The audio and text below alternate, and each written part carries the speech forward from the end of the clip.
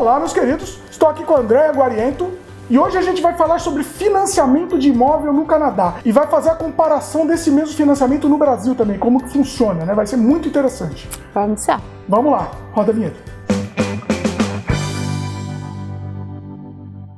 A Andréia, ela é especialista em financiamento bancário aqui no Canadá. Então, assim, ela vai nos ajudar, nos elucidar nossas dúvidas. A gente tem um monte de dúvida, né? E ela vai participar de uma série de vídeos aqui no canal. Nesse vídeo, especificamente, a gente vai começar falando como funciona o financiamento de imóveis aqui no Canadá. Andréia, me fala uma coisa. Quais são as diferenças, né, entre o financiamento de imóveis no Brasil e aqui no Canadá? Eu acho que a primeira diferença que a gente tem que ressaltar é a questão de opções de banco. Então, no Brasil, não interessa se você está indo na Caixa Econômica Federal, ou Bradesco, ou Itaú, você não tem como escolher muito. É o que o banco te oferece e você ainda sai de lá agradecendo que conseguiu o financiamento.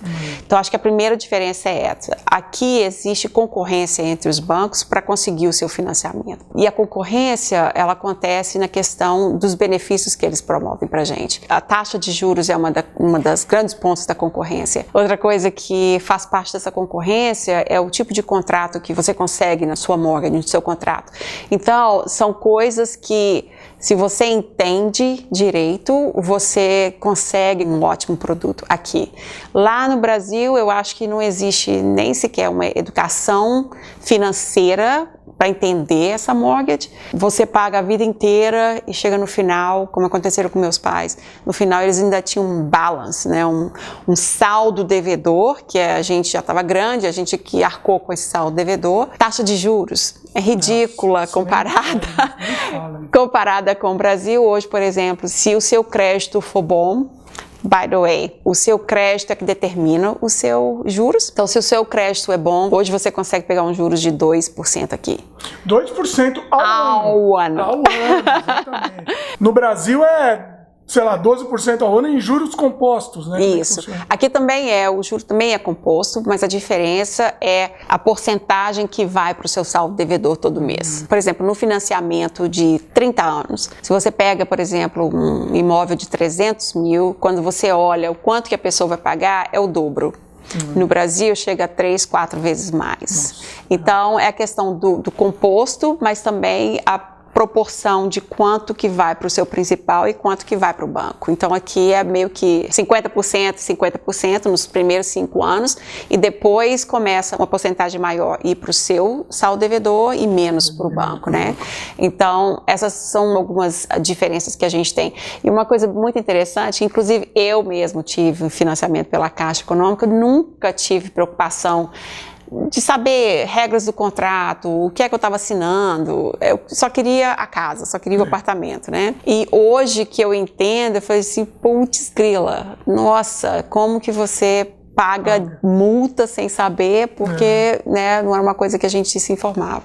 Então, o meu trabalho aqui é ajudar as pessoas nessa caminhada de comprar a casa, consigo estruturar um contrato onde não tem nenhuma pegadinha para o cliente. Como eu te falei, o crédito determina os juros, então o crédito vai me falar em que banco que eu posso ir, quais são os juros que essa pessoa vai poder pegar. Tenho uma preocupação muito grande em educar o cliente em todos os aspectos da mortgage, mas você não compra uma casa toda semana, né? Então eu explico, eles entendem o que eles estão assinando. É muito importante para mim que as pessoas entendam o que eles estão assinando. André, fala pra gente qual é a função do mortgage broker, porque isso daí não existe no Brasil, né? O pessoal fica meio confuso. O que você faz efetivamente?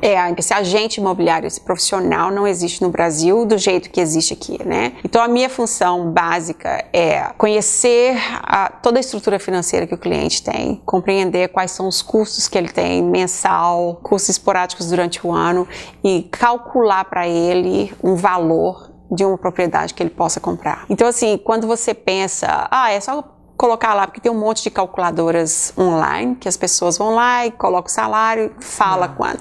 Mas essas calculadoras, elas não levam em consideração que você tem despesas que acumulam, né? Então, assim, a gente primeiro puxa o crédito do cliente. Esse relatório mostra pra gente todas as dívidas que as pessoas têm. Dívidas que são reportadas pro Equifax, que é o Financial Bureau que a gente tem no Canadá, mas não inclui outras despesas como água, luz, telefone, a babysitter. Então, assim, a nossa função é, se você ganha 100 mil você só pode comprometer até 44% do seu salário, da renda familiar, para esse custo seu imobiliário. Então, o que eu tenho que fazer é ver desde um condomínio até o quanto que você vai pagar de luz. Eu tenho que jogar tudo numa planilha e vir, olha, o máximo que você pode comprar é isso. Então, o que a gente chama de affordability, né? Então, eu calculo isso. Então, quando você vem, a gente qualifica o cliente para um determinado valor que ele possa, então, comprar. E aí que entra o corretor. O corretor, assim como eu, nós somos autônomos. Né? Então a gente não tem salário, a gente só recebe dinheiro se a gente fecha um deal, se a gente fecha uma proposta. Inclusive uma coisa importante, o cliente não paga você, né? Ele não vai gastar um centavo com você, não faz diferença. Né? Não faz diferença, porque existem dois tipos de financiamento aqui no Canadá. Um que a gente chama que seria o normal. Se você tem lá o crédito bom, se você tem um salário, trabalha de carteira assinada, tudo direitinho, você qualifica dentro das regras bancárias. Então, quando esse cliente vem para mim e eu faço a mortgage desse cliente, quem me paga é o banco. Então, o cliente está tendo toda uma assessoria do meu lado, o cliente não se preocupa com absolutamente nada. Todas as brigas para limpar esse contrato é minha responsabilidade. Então, assim, o único trabalho que o cliente tem é de me entregar a papelada e em 3, 4, 5 dias, dependendo da complexidade do file, eu já venho com as propostas do banco. E quando eu venho com as propostas, eu sento com o cliente, explico as opções e ele simplesmente vai escolher o que ele acha que é melhor para ele. Então, assim, é um trabalho de assessoria onde eu faço toda uma análise da família. É bem complexo, assim. Se você tem, por exemplo, a mãe, o pai, 3 crianças, por exemplo. O cara faz aí 100 mil e o máximo que eles podem qualificar, por exemplo, é comprar uma casa de 500 mil. Eles têm 3 crianças, só uma pessoa trabalhando. Então, até isso eu tenho que estar conversando com ele. O que acontece, então, se você desempregar? Você assume uma dívida muito grande. Exatamente. Então, assim, o difícil aqui, Dimitri, não é comprar.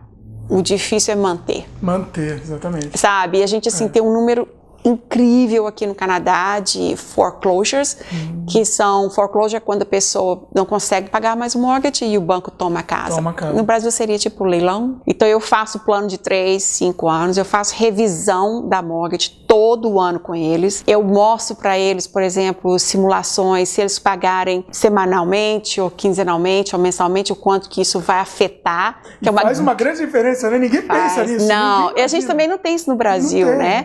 Então aqui você, só de mudar a frequência de pagamento do seu financiamento, às vezes você salva 5 anos. Nossa. Tem muita coisa que envolve e é onde eu entro. Então, às vezes o cliente começa a mortgage e ele fala, André, eu não estou preparado para pagar quinzenalmente.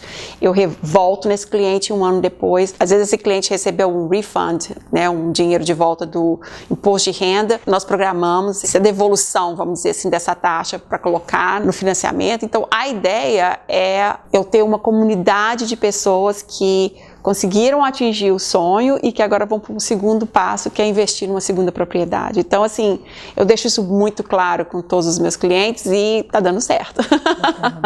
Eu já tenho mais ou menos 5% da minha clientela nos últimos 4 anos já estão na segunda propriedade. Olha isso. É uma adrenalina quando meu cliente compra a casa e ele assina o contrato que eu não posso te explicar. Eu gosto muito de fazer isso. Às vezes eu tenho clientes que eu saio da casa do cliente 11h30 da noite, porque a conversa vai, eles estão interessados, nunca ninguém sentou e explicou para eles. E é muito detalhe, né? Muito detalhe, E às vezes envolve a família toda. Eu tenho clientes que os filhos estão lá 17, 18, 19, sabe? Tá todo mundo sentado na mesa, eu estou explicando sobre crédito, porque um já está indo para o college, eu já explico sobre financiamento para estudante, os perigos e tal. Então, assim, eu conheço os filhos dos meus clientes, eu conheço os planos dos meus clientes, fica sendo minha família. André, me fala uma coisa, é melhor contratar um broker antes do corretor que vai efetivamente ir atrás dos imóveis para você? Por que isso? Na verdade, as pessoas têm uma má interpretação. As pessoas primeiro vão em busca do imóvel, né? vai lá, pesquisa. Aqui a gente tem uma coisa que chama Open House, que são a abertura do imóvel para quem quiser vir dar uma olhada no imóvel. E aí, quando eles entram num imóvel, que eles se apaixonam pela propriedade, aí quer escrever uma oferta, aí é que vai para o banco. E é aí que o banco faz dinheiro. Olha só, porque tem que ser rápido, né? Também. Tem que ser rápido, você já colocou um depósito, você tem que engolir o que o banco te der, porque você tem tipo de 7 a 10 dias para resolver toda a parte do financiamento. Então, é um grande erro fazer isso. Eu acredito muito em planejamento, mas hoje em dia os corretores estão ficando mais atentos a isso também. O jeito correto é procurar primeiro esse broker, que seja um profissional licenciado, que tenha uma carteira de bancos grande para trabalhar. Quando você faz isso, você já sabe quanto que você pode comprar. E você já tem uma ideia da sua taxa de juros. Quer dizer, 90% do caminho já foi trilhado ali. Quando você chega para um corretor, para contratar um corretor, hoje em dia já está acontecendo mais assim. O corretor já está te perguntando, você já foi no banco? Você já está aprovada? Porque o corretor hoje não quer perder tempo mais. Ele vai perder tempo, exatamente. Ele vai jogar o trabalho dele fora. Exatamente. Quando eu cheguei aqui, era muito fácil pegar, ligava para um corretor e te mostrava 5, 6 carros, te põe no carro e fazia um tour com você. Hoje em dia, os corretores já estão mais assim, olha, se você não tiver uma pré-qualificação, eles nem te dão trela. Não vou nem perder tempo. Porque o custo é dele de andar para cima e para baixo com você, ele tem o custo de ficar à noite, no final de semana. Então, se ele nem sabe que você tem condições de comprar alguma coisa, ele não se mexe, entendeu? Então, assim, hoje em dia, se você aborda um corretor, é muito comum ele te perguntar isso. Você já está qualificado com o banco? Qual que é o máximo que você pode comprar? Isso é uma outra coisa também. Se você não sabe o quanto que você qualifica, você entra em casa que é 30%, 40% acima do que você pode comprar. E aí entra depressão, é porque eu queria aquela casa. Seja realista. E quando você tem esse valor, o corretor ele vai fazer uma pesquisa completamente direcionada para quanto que você pode comprar, a região que você quer, se é uma casa ou se é um apartamento, se é uma casa germinada. Então, assim, é perda de tempo fazer ao contrário. Os bancos gostam disso, né? Porque quando você apaixona por uma casa, você nem sabe se você qualifica ou não. Ali na hora você põe uma oferta, você tem 7 dias para resolver o financiamento. Quando você vai para o banco, se você tiver algum problema no seu crédito, too late. Você não tem tempo para poder resolver nada no seu crédito que dê para você conseguir uma taxa de juros melhor. O banco, às vezes, te enrola muito, demora muito para aprovação, deixa até 2, 3 dias antes de você ter que dar a palavra final. Aí, com isso, você não tem chance de procurar um outro banco. Olha, que sacanagem, né? Principalmente quando você entra numa agência para poder pegar um financiamento, você está lidando com uma pessoa que não é licenciada, essa pessoa não pode estar puxando o seu crédito, essa pessoa não entende nada de contrato para te explicar, é só assim, assina aqui, assina aqui, assina aqui, e todo esse material, toda a documentação que você traz é mandada para um centro de underwriters, vamos colocar assim, que é um departamento que analisa tudo, e eles ficam também esperando a resposta desse departamento. Então, não existe nenhuma preocupação com o cliente que está lá esperando a aprovação para poder retirar as cláusulas do contrato e finalizar o financiamento. Então, assim, o juros sai mais alto, você fica com um contrato cheio de penalidades que você nem sabe, na verdade, que tem as penalidades, porque ninguém revisou nada. Você não vai nem revisar, não dá nem tempo, né? Então, assim, como é um serviço gratuito, vamos colocar assim, o governo, na verdade, que cria isso, porque quando você está comprando, você tem direito de ter um especialista do seu lado para andar com você para te proteger. É a lei, isso é muito legal aqui. Então, quando a pessoa vai diretamente no banco, a não ser que você já tenha um relacionamento muito bom com o banco, que você pode chegar lá e demandar. Ah, eu quero é isso. Mas mesmo aí assim, é diferente. Mesmo assim, porque você só tem uma opção, né? O broker é legal porque ele vai te dar várias opções. Exato, né? A gente faz o que a gente chama de shop around, né? Com a mesma aplicação, eu mando para todos os bancos e aí eu vou recebendo as propostas. E eu já vou eliminando as propostas ridículas com juros altos e tal, eu já elimino. Mas no final eu chego com 2, 3 ofertas e explico para o cliente. E ali ele toma a decisão que banco que ele quer criar esse relacionamento, né? E o que precisa para conseguir um financiamento imobiliário? Quais são os requerimentos? Histórico de trabalho, você tem que trabalhar o dia inteiro, que seria o full time, no mínimo 90 dias, você tem que estar fora do período de experiência. O salário que você ganha é o que vai determinar o quanto que você pode comprar. E o seu crédito tem que ter um score, tem que ter uma pontuação no mínimo de 680. 680. 680 é o número mágico que a gente pode estar aí brigando por juros mais baixos e tal. Esse é o simples, né? Assim, as coisas simples. Se você é um autônomo, por exemplo, aí já muda um pouco. A pessoa que tem um business, a pessoa que é um self-employed ou um autônomo, a gente baseia o salário nos dois últimos anos de imposto de renda. Então, isso é um grande problema aqui, porque as pessoas não entendem. Ninguém quer pagar taxa. E aí, quem tem business declara tudo que pode, e aí fica com um rendimento tipo de 15 mil e quer comprar uma casa de 1 milhão. Não funciona, né? Então, assim, tem vários programas. Tem solução para todo mundo. Tudo tem solução. Tudo tem solução. Tem dinheiro, tem Exatamente. Solução. Tem empréstimo para casa, para as pessoas normais que trabalham o dia inteiro e que tem um crédito bom. Tem financiamento para gente de crédito muito ruim. Tem financiamento para quem não tem crédito. Tem financiamento para quem tem o seu próprio business e que não declara income.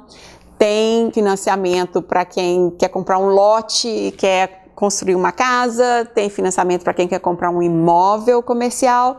Então, para todo pé, a gente tem um sapato, como se fala lá em Minas. Muito bom. Não se desespere. Né? Não se desespere. Se você não tem esses critérios, não quer dizer que você não possa comprar. Bom, depois dessa conversa toda, quem se interessou em comprar um imóvel aqui no Canadá, como é que faz? Entre em contato com a Andréia, obviamente. Né? E assim, reafirmando, não tem custo nenhum para vocês. E a Andréia atende o Canadá inteiro também, isso é muito importante. Né? Tenho a minha licença com outras províncias, faço financiamento em Toronto, em Calgary, Alberta. As pessoas só precisam me mandar a documentação. Eu gosto de fazer uma entrevista por Skype, também não tem custo nenhum. E onde os brasileiros estiverem, quiserem entrar em contato comigo, pode me mandar um e-mail, ou se não me liga. Bacana, os contatos estão na tela e também estão na descrição do vídeo. Vocês entram lá e vejam todas as formas de contato com a Andréia. E vale a pena mesmo. Eu conheço a Andréia faz bastante tempo, né, Andréia? A gente se conhece há quanto tempo? Faz mais de uns 5, 6 anos, sei lá. Mais ou menos. E assim, a gente sabe do trabalho da Andréia, realmente vale a pena. É um trabalho muito personalizado, ela dá muita atenção ao cliente e eu recomendo mesmo. E a Andréia vai voltar aqui no canal, hein? Façam seus comentários e a gente tem outros assuntos para tratar, inclusive financiamento para imigrante e outros temas também. Então, comentem que a Andréia vai voltar com certeza. Com certeza. É isso aí, queria agradecer a Andréia. Obrigado, Andréia. Prazer foi todo meu. Gostaram do vídeo? Dá um joinha pra gente, adiciona os favoritos, comentem, divulguem, se inscrevam no nosso canal. Valeu e até a próxima. Beijo no coração.